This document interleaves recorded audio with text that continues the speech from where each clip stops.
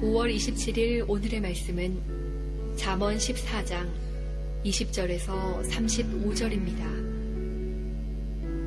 가난한 자는 이웃에게도 미움을 받게 되나 부유한 자는 친구가 많으니라. 이웃을 업신여기는 자는 죄를 범하는 자요, 빈곤한 자를 불쌍히 여기는 자는 복이 있는 자니라. 악을 도모하는 자는 잘못 가는 것이 아니냐. 선을 도모하는 자에게는 인자와 진리가 있으리라. 모든 수고에는 이익이 있어도 입술의 말은 궁핍을 이룰 뿐이니라. 지혜로운 자의 재물은 그의 면류관이요, 미련한 자의 소유는 다만 미련한 것이니라. 진실한 증인은 사람의 생명을 구원하여도 거짓말을 뱉는 사람은 속이느니라. 여호와를 경외하는 자에게는 견고한 의뢰가 있나니 그 자녀들에게 피난처가 있으리라. 여호와를 경외하는 것은 생명의 샘이니 사망의 그물에서 벗어나게 하느니라. 백성이 많은 것은 왕의 영광이요, 백성이 적은 것은 주권자의 패망이니라. 노하기를 더디하는 자는 크게 명철하여도 마음이 조급한 자는 어리석음을 나타내느니라. 평온한 마음은 육신의 생명이나 시기는 뼈를 썩게 하느니라.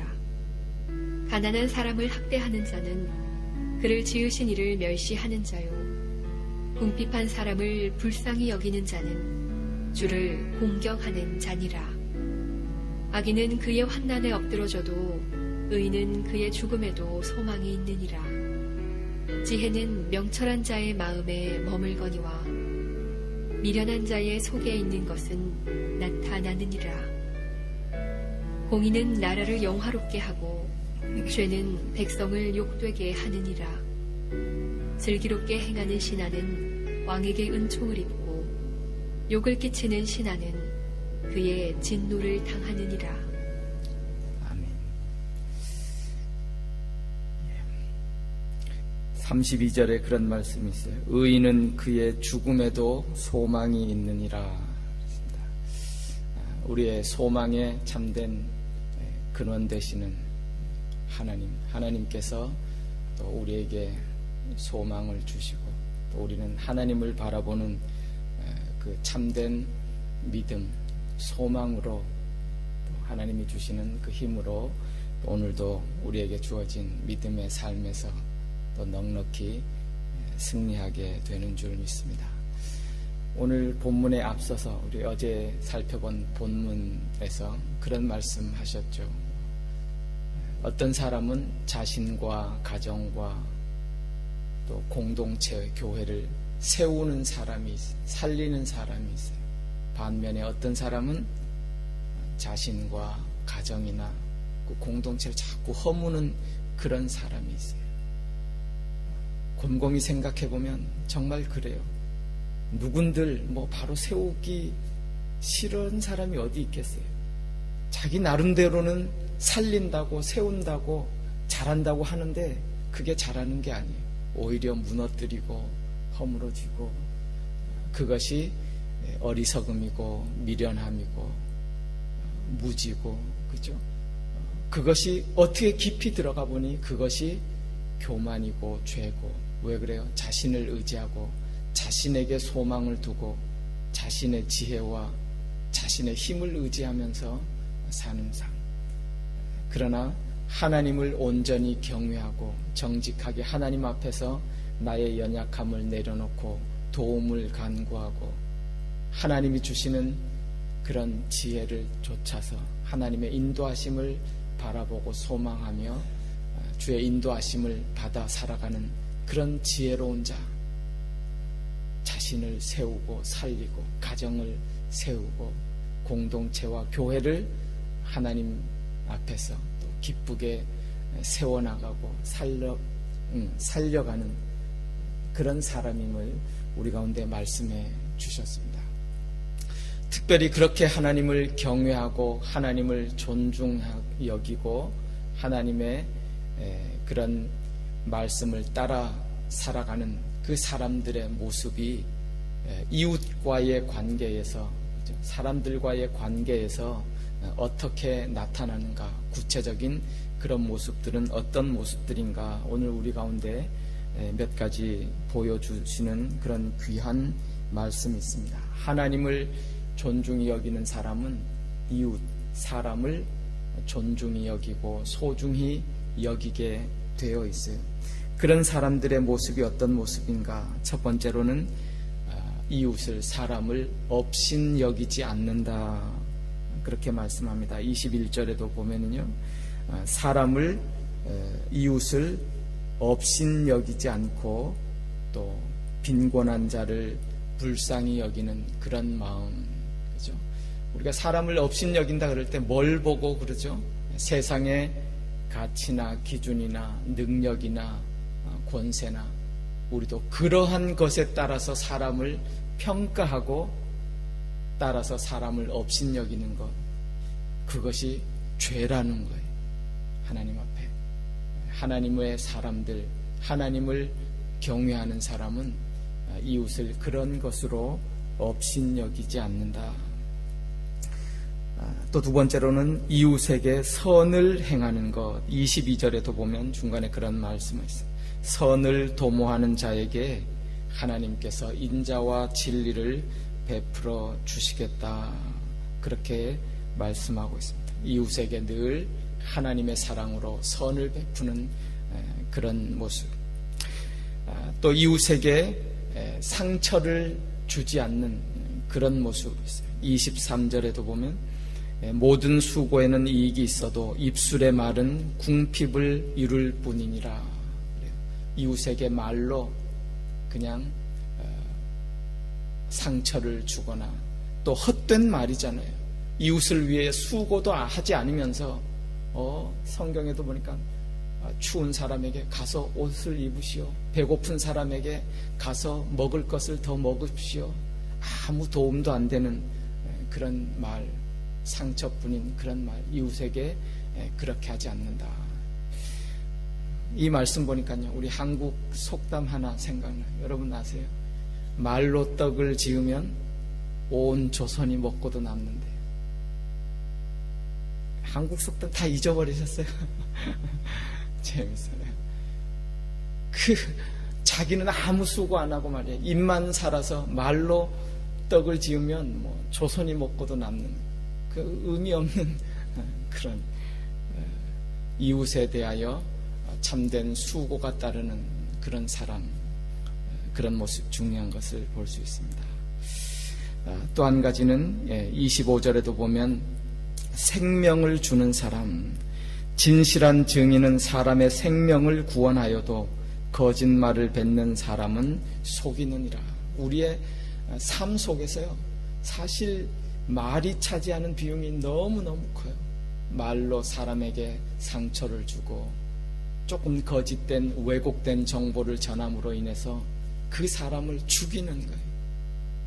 그러나 하나님의 사람은 내게 주신 입으로, 말로 사람을 세워주고 살리고 힘을 주고 위로하고 격려하는 그런 입술의 말, 얼마나 중요한지 모릅니다. 언젠가 보니까요, 미국 그 과학 전문 매체에서 그거 통계를 발표했는데요, 이 세상에, 지구상에 사는 동물 중에 인간에게, 사람에게 가장 위험한 동물 1, 2, 3등 순위를 매겼어요. 여러분 1위가 뭔지 아세요? 의외예요. 가만 보니까 제일 무서운 것이 한 연간 200만 명을 죽이는 모기입니다. 모기가 있대요. 그 다음에 2위가 보니까요, 한 매년 5만 명 이상 사람을 죽이는 코브라라고 하는 뱀. 3위는 뭐냐? 한꺼번에 60명을 죽일 수 있는 도굴품은 호주산 박스 해파리라는 그런, 그 뒤를 이어서 북극곰, 백상어, 코끼리, 물소, 이런 것들이 있어요. 근데 가만히 의외였어요. 1위가 모기예요. 어떻게 보면 가장 작은 것, 힘없어 보이는데 그것이 그렇게 무섭고 독한 거예요. 성경에 보니까 우리의 혀가 그렇대잖아요. 별거 아닌 것 같고요. 약해 보이고 작아 보이고 혀가 얼마나 많은 사람을 죽이는지 몰라요. 얼마나 많은 사람들에게 상처를 주고 해를 끼치는지 무서운. 반면에 우리의 입술의 말로 사람을 살리고 세워주고 위로하고 격려하는 것, 하나님을 존중하고 경외하는 사람, 이웃에게 그러한 삶을 살아가는 모습을 우리 가운데 오늘 말씀을 통해서 보여주고 있습니다. 여러분, 그런 삶을 살아가는 자에게 하나님이 약속해 주시잖아요. 하나님이 그런 사람을 붙들어 주시겠다고, 축복해 주시겠다고 주시는 약속의 말씀이 또 여기에 얼마나 많은지 모릅니다. 21절 다시 읽어보면 그래요. 빈곤한 자를 불쌍히 여기는 자는 복이 있는 자니라. 이게 무슨 말씀이에요? 복의 근원 되시는 하나님이 너희의 불쌍히 여김을 보고 계시다가 책임져 주시고 내가 복을 주시겠다 약속하시고 지금 보증하고 계시는 그런 말씀 아니겠어요? 22절에도 보면 선을 도모하는 자에게는 인자와 진리가 있으리라. 그게 뭐예요? 인자와 진리를 주시는 하나님께서 그 자에게 인자와 진리를 베풀어 주시고 그렇게 그 삶을 책임져 주시겠다. 그런 말씀 아니에요. 26절에 그렇게 말해요. 여호와를 경외하는 자에게는 견고한 의뢰가 있나니. 그렇게 여호와를 경외하는 삶을 살 때에 하나님이 견고한 반석, 견고한 의뢰가 되어 주시겠다. 계속합니다. 그 자녀들에게 피난처가 있으리라. 참된 피난처이신 하나님께서 그 자녀들의 피난처가 되어 주시고 그의 자녀들을 내가 책임져 주겠다, 지켜 주시겠다, 계속 보증해 주시는 말씀 아니에요. 27절 말씀, 여호와를 경외하는 것은 생명의 셈이니 사망의 그물에서 벗어나게 하느니라.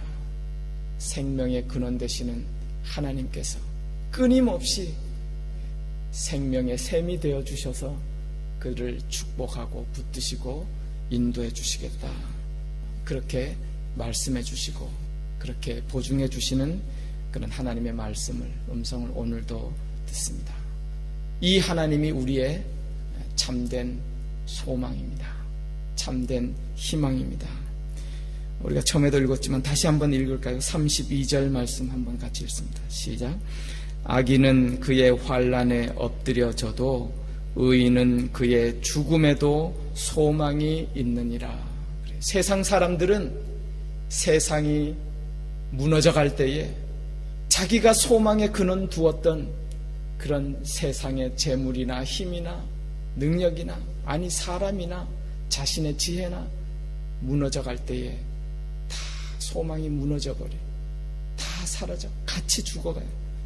그러나 의인은 하나님을 의지하고 경외하고 하나님을 붙드는 그 사람은 죽음에도 소망이 있느니라. 이 세상 끝날에도 참된 영원한 반석 되시는 하나님이 우리의 소망이니까요. 우리의 소망은 거기 있는 거예요. 하나님에게 있는 거예요. 사도 바울이 고린도 교인들에게 그런 말을 했죠. 고린도서 보면 만일 우리가 바라는 것이 이 세상뿐이면, 이 땅뿐이면 모든 사람 가운데 우리가 얼마나 불쌍한 자리요. 그러나 우리는 그런 자가 아니에요. 우리의 바라는 것이 세상 사람들처럼 이 땅에 있는 소망이 아니죠. 이 땅이 전부라면 세상이 끝날 때에 죽음 가운데 우리처럼 비참한 자가 어디 있겠어요. 그러나 우리는 죽음에도 소망이 있어요.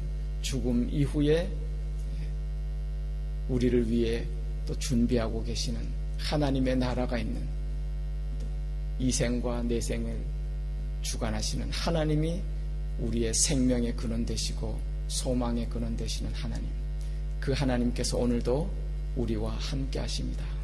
그리고 오늘 말씀을 통해서 하나님을 경외하는 이런 삶을 살아가기를 또 우리에게 부탁하시고 요구하시고, 그런 삶을 살아가는 우리와 늘 동행하시고 함께하시고 지켜주시겠다고 약속하셨습니다. 오늘도 그 하나님과 동행하시는 그런 귀하고 복된 날 되시기를 주님의 이름으로 축원합니다. 기도하겠습니다. 하나님 감사합니다. 저희를 하나님 자녀 삼아 주셨습니다. 하나님을 경외하는, 존중하는 귀한 마음 주셨습니다.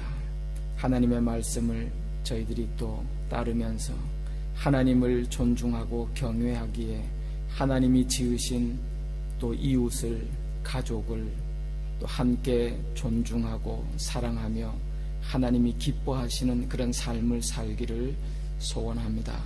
우리 가운데 하나님 함께 하셔서 또 용기 주시고 힘 주시고 하나님의 은혜와 사랑을 나타내고 하나님 영광 나타내는 귀한 삶 살아드릴 수 있도록 오늘도 붙드시고 하나님 동행하여 주시옵소서. 예수님의 이름으로 기도드리옵나이다. 아멘.